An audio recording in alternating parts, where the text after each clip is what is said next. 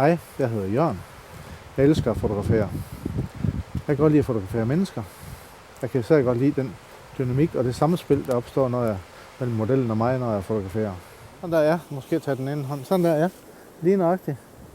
Rigtig godt. Ja, det er godt. Så er det lidt heroverfra. Ja, det er godt. Når jeg fotograferer portrætter, er det meget vigtigt for mig at skabe nogle hyggelige og trygge rammer, så du føler dig tilpas.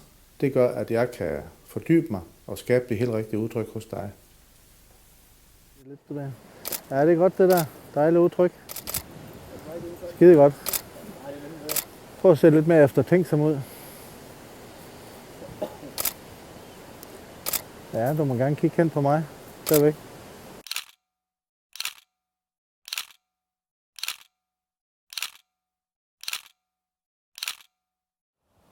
Jeg fotograferer både i studiet, det kan også være ude i naturen som her, eller måske hjemme hos dig. Skal jeg tage dit portræt?